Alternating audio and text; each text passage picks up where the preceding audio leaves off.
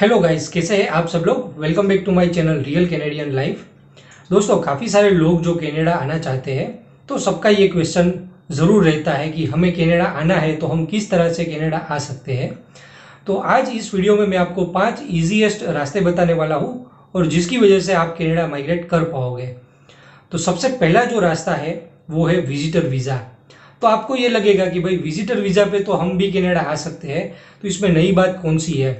लेकिन दोस्तों, मैं आपको ये बता दूं कि नई बात कौन सी है ये आपको ये वीडियो पूरा देखने के बाद ज़रूर पता चल जाएगी।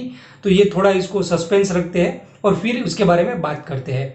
तो विजिटर वीज़ा पर आप कनाडा आते हैं तो सबसे पहली जो बात है, आप अपने फ्रेंड रिलेटिव या किसी को मिलने के लिए कनाडा आ रहे हैं, उसका मतलब ये निकलता है।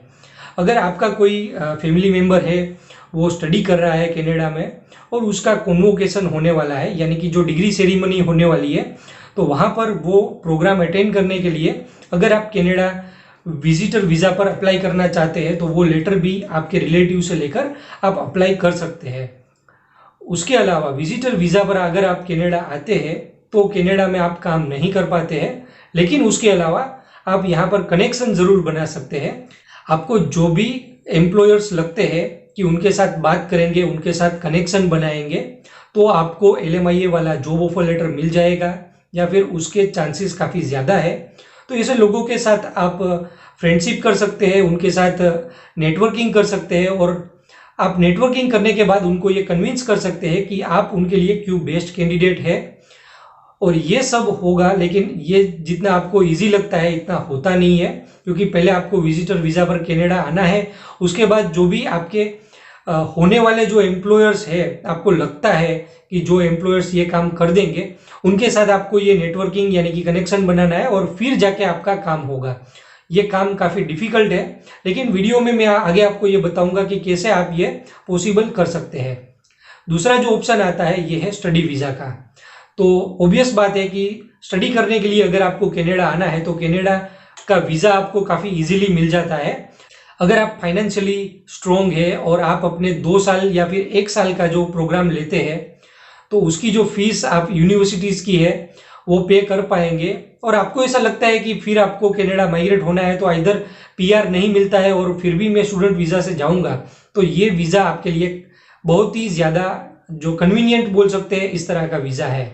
इसमें कन्वीनियंस ही आपको इस तरह से मिलती है कि अगर आप कनाडा में 1 साल का कोई डिप्लोमा कोर्स करते हैं तो उसके बाद आपको 1 साल की वर्क परमिट मिल जाएगी।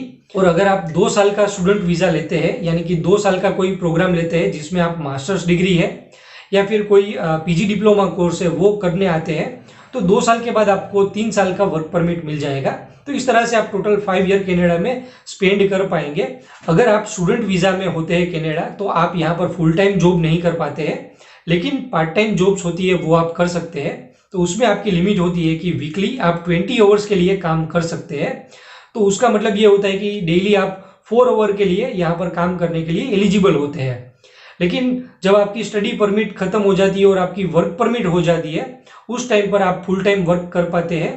और उसके अलावा जब आप स्टडी वीज़ा पे होते हैं और जब आपका वेकेशन होता है, तो कनाडा में जनरली 4 महीने का स्टडी और 2 महीने का वेकेशन होता है। तो जो वेकेशन का टाइम होता है उस टाइम के अंदर आप फुल टाइम जॉब कर सकते हैं, लेकिन ये फिर भी आपके एम्प्लॉयर के ऊपर डिपेंड रहता है कि वो आपको फुल टाइम वर्क देते हैं कि नहीं देते हैं। और इसमें सबसे अच्छा बेनिफिट ये रहता है कि अगर आप स्टूडेंट वीज़ा पर जा रहे हैं और आपका जो स्पाउस है, आपके हस्बैंड या फिर वाइफ है, वो वर्क परमिट पर आना चाहते हैं आपके साथ कनाडा, तो आप अप्लाई कर सकते हैं। और सबसे बड़ा एडवांटेज ये रहता है कि अगर आप स्टूडेंट वीज़ा पर है और आपके पास जो वर्क करने की लिमिटेशन है वो सिर्फ 20 आवर्स पर वीक होती है, लेकिन आपका जो स्पाउस होता है वो ओपन वर्क परमिट के ऊपर होता है, यानी कि वो कोई भी एम्प्लॉयर्स के साथ वहाँ पर काम कर सकते हैं और कितने भी आवर्स वहाँ पर काम कर सकते हैं। तो उसकी वजह से आपको एडवांटेज अच्छा ये मिलता है कि आपके स्पाउस के वर्क परमिट के होने के बावजूद जो भी उनका कैनेडियन वर्क एक्सपीरियंस गेदर होता है, उनके बेस के ऊपर आपके PR लगने के चांसेस काफ़ी ज़्यादा हो जाते हैं। स्टूडेंट वीज़ा के लिए जो खर्चा आता है वो ऑलमोस्ट 1 साल के लिए 15 से 20 लाख रुपए का और 2 साल के लिए 25 से 30 लाख रुपए का आता है। और ये जो फीस है ये कोर्स और यूनिवर्सिटीज़ के ऊपर डिपेंड करती है। तो ये जो ऑप्शन है ये काफ़ी कन्वीनियंट रहता है अगर आप उसके लिए एफर्ट लगाना चाहते हैं तो ये आपके लिए अच्छा ऑप्शन रहेगा। तीसरा ऑप्शन होता है वर्क परमिट। तो वर्क परमिट जैसे मैंने आपको बताया कि अगर आप स्टूडेंट वीजा पर आते हैं तो आपका जो स्पाउस होता है वो वर्क परमिट पर आने के लिए एलिजिबल होते हैं। जो वर्क परमिट उनको मिलती है वो ऑलमोस्ट 2 साल के लिए मिलती है और उसके बाद 2 साल की वर्क परमिट है वो एक्सटेंड हो जाती है। लेकिन ये फिर भी आपके वीजा के ऊपर डिपेंड रहता है और आप कहाँ पर स्टडी करने वाले हैं उसके बेस के ऊपर कैनेडियन गवर्नमेंट ये डिसाइड करती है कि आपके जो वर्क परमिट मिलेंगे वो कितने टाइम के लिए मिलेंगे। अब वर्क परमिट में दूसरा क्लोज ये भी आता है कि अगर आपके पास कोई LMIA वाला जॉब ऑफर लेटर है तो आप वर्क परमिट पर जा सकते हैं। तो जैसे मैंने वीडियो की स्टार्टिंग में आपको बताया कि आप विजिटर वीजा पर है तो आप कोई काम नहीं कर पाएंगे और उसके साथ साथ आपके जो एम्प्लॉयर्स होते हैं वो भी आपको कोई जॉब ऑफर नहीं कर पाएंगे। तो उसके लिए ये जो रास्ता आता है वर्क परमिट का ये आप ट्राई कर सकते हैं। फॉर एग्जाम्पल आप विजिटर वीजा पर कनाडा जाते हैं, वहां पर 1 या 2 महीने स्पेंड करते हैं और साथ ही साथ आप गूगल करते हैं कि ऐसे कौन कौन से जो एम्प्लॉयर्स है जिन्होंने कैनेडियन गवर्नमेंट से LMIA लेटर का अप्रूवल लिया है और वो अप्रूवल के बेसिस के ऊपर उन्होंने जो फॉरेन नेशनल्स है उनको हायर किया है। अगर आप ज़्यादा डीप डाउन में जाएंगे और अच्छे से डेटा को माइन करेंगे तो आपको CIC की ऑफिशियल वेबसाइट के ऊपर भी ऐसे कई सारे जो एम्प्लॉयर्स होते हैं उनके एड्रेस, उनका ईमेल एड्रेस और काफ़ी सारी डिटेल्स आपको मिल जाएंगी और उसके साथ साथ उन्होंने कौन से NOC कोड के लिए वर्क परमिट अप्लाई करी थी वो सारी इंफॉर्मेशन आपको मिल जाएगी। तो अगर आप कनाडा में फिजिकली प्रेजेंट है पोटेंशियल एम्प्लॉयर्स को आप 1-to-1 जाकर मिलिए और आप उनको कन्विंस कीजिए कि आप उनके लिए क्यों बेनिफिशियल हो पाएंगे तो वो आपको वर्क परमिट इश्यू कर सकते हैं। लेकिन ये भी मिलने के चांसेस है ये काफ़ी कम होते हैं। इसके अलावा भी कैनेडियन एम्प्लॉयर्स को भी ये पता है कि अगर वो LMIA लेटर इश्यू करवाएंगे तो उसके बेसिस के ऊपर काफ़ी सारे लोग जो दूसरे कंट्रीज से कनाडा माइग्रेट कर सकते हैं और वर्क परमिट उनको मिल सकती है। तो इसी रीज़न की वजह से ऐसे जो एम्प्लॉयर्स होते हैं वो इसको LMIA लेटर को बिजनेस भी बना रहे हैं और काफ़ी सारा जो अमाउंट होता है वो चार्ज करते हैं और जो इसकी चार्जिंग की जो लिमिट है उसकी कोई लिमिट नहीं है। वो $20,000 से लेकर $1,00,000 तक की भी उसकी वैल्यूएशन हो सकती है।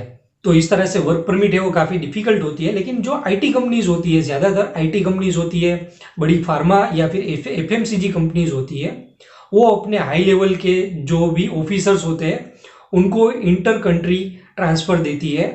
तो अगर आपका जॉब इस तरह से, आपका जॉब प्रोफाइल इस तरह से है, IT कंपनीज जो बड़ी बड़ी होती है उनकी भी काफ़ी सारी ब्रांचेस है वो कनाडा में होती है, तो वो आपको इंटरनली ट्रांसफ़र देते हैं। तो फिर आप वर्क एक्सपीरियंस है वो कैनेडियन एक्सपीरियंस आप गैदर कर पाएंगे और उसके बेसिस के ऊपर आपको वर्क परमिट या फिर PR कर सकते हैं।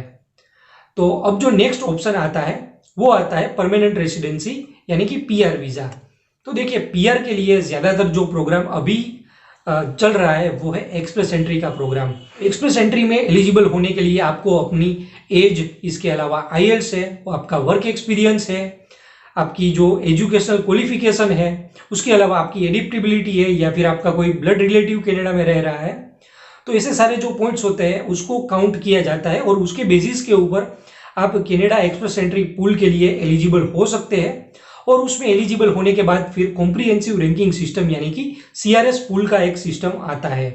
तो CRS पूल होता है वो 1200 पॉइंट्स का पूल होता है। ये जो 1200 का पूल होता है उसमें भी आपके 600 पॉइंट्स जो होते हैं वो आपके ह्यूमन कोर कैपिटल यानी कि एज, IELTS, आपका वर्क एक्सपीरियंस जो आगे मैंने बताया वही आपको कवर करना होता है। और उसके अलावा जो 600 पॉइंट्स होते हैं वो कोई भी कैनेडियन प्रोविंस यानी कि जो कनाडा का स्टेट होता है लाइक अल्बर्टा, ओंटारियो, सास्केचुआन, मैनिटोबा, तो ये जो प्रोविंस आपको नॉमिनेशन देता है यानी वो आपको नॉमिनेट करता है कि वो आपको यहाँ पर इस प्रोविंस में इनवाइट करता है वर्क करने के लिए, तो फिर आपको वो PNP के 600 एडिशनल पॉइंट्स आपकी एक्सप्रेस एंट्री प्रोफाइल में ऐड होंगे। तो इस तरह से आपका जो कॉम्प्रिहेंसिव रैंकिंग सिस्टम का पूल है, ये जो पॉइंट सिस्टम है, ये इस तरह से काम करती है। और अगर आपके CRS में अच्छे खासे पॉइंट हो जाते हैं तो फिर आपको PR इश्यू किया जाता है और PR के पैरेलल ही आपको PNP प्रोग्राम में भी एंट्री मिल सकती है।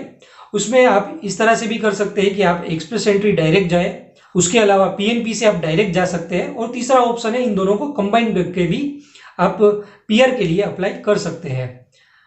तो ये हो गया इजीएस्ट ऑप्शन। अब जो डिफिकल्ट ऑप्शन आता है वो है रेफ्यूजी। तो अगर कोई इंसान है वो अपने कंट्री से निकाला जाता है या फिर उसको बेघर होकर किसी वॉर सिचुएशन या फिर कोई डिफिकल्टी की वजह से वो अपने कंट्री को छोड़कर चले जाते हैं, तो फिर उनको रेफ्यूजी का जो स्टेटस है वो कनाडा में मिल पाता है। तो अगर आपको इसके बारे में डिटेल में देखना है तो आप कनाडा की ऑफिशियल वेबसाइट है cic.gc.ca, इसके ऊपर भी आप जाकर पूरी डिटेल्स आप गैदर कर पाएंगे। तो दोस्तों ये हो गए 5 इजीएस्ट वे आप कनाडा कैसे आ सकते हैं। वैसे 5 इजीएस्ट थे, उनमें से 4 ही इजी है, 5वां है जो रेफ्यूजी का वो काफी डिफिकल्ट है। तो ये टोटल 5 वेज हो जाते हैं। इसके अलावा और भी कुछ ऑप्शंस रहते हैं, लाइक बिजनेस वीजा पर भी आप इमिग्रेट कर पाएंगे। उसके अलावा फार्मर का भी वीजा होता है, लेकिन ये जो प्रोसेस होती है ये काफी डिफिकल्ट होती है और इनमें काफी सारे क्लोज लगते हैं।